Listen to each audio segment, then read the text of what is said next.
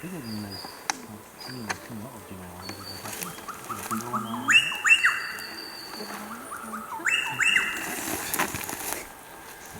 Let's take the trap as well. Maybe throw more. Right. Check the ones we've already caught so far. So look at the blue sheep first of all. 2. Okay. 6, 5, 8. Yeah, one. Right now. So 6 kilos. We just want to see how she's doing, so give her a health check and take a couple of other samples.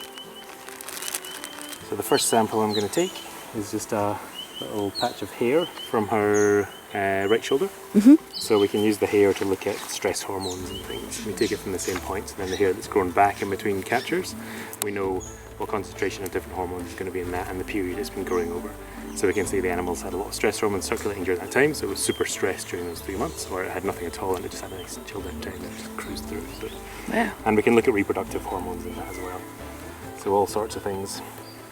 So I'm just going to have a good feel around the jowls and up onto the cheeks and up on the whisker pads as well, and down on the chin. That's where we normally get facial tumours first starting to appear, is in and around the face, because that's where they usually bite one another when they have these aggressive interactions. They're like face grappling and they end up with wounds in their face. Tumour cells can get in there and that's how the cancer spreads between animals. The second strain of the cancer, DFT2, that we're finding down here, that turns up on the body more than the original strain does as well. So I'm just going to have a look inside her mouth for tumours as well. Okay, you got that stick. So we just push the tongue, so you squish it inside. Yep, that's fine, there's nothing under there. So they can turn up underneath the tongue or on the roof of the mouth as well, but there's nothing there, so that's great. She's healthy in terms of the face anyway. Alright, and cookware.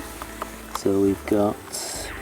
Is this them? This box, no? Yep, in there, yep. So 1, 1, 1, 1, 1, 1, 0, 0. And then 3s for eruption for all of them.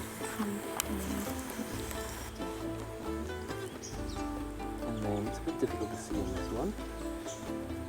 Doesn't have very much. 14.1. But as they get older, teeth push further and further down, and the layer of dentine at the top starts to come further down. So the longer that is, the older the animal is. So she's only got a tiny little bit, so we know that she wasn't. So the ones that were born just last year don't have any at all.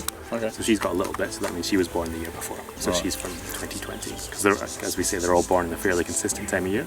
So it's all around 8. Pretty so handy, all, isn't it? Yeah. So you can pretty easily gauge what age they are. So she's 95.2.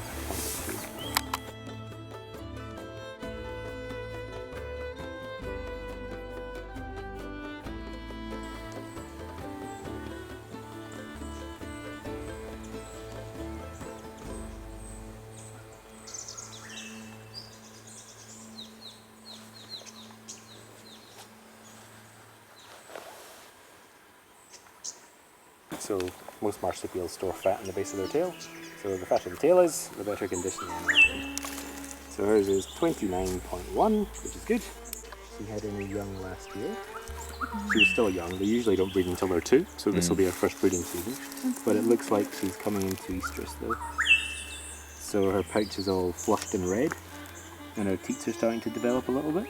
So that means that she'll be coming into estrus in over the next week or so. Okay, she's coming out. Oh.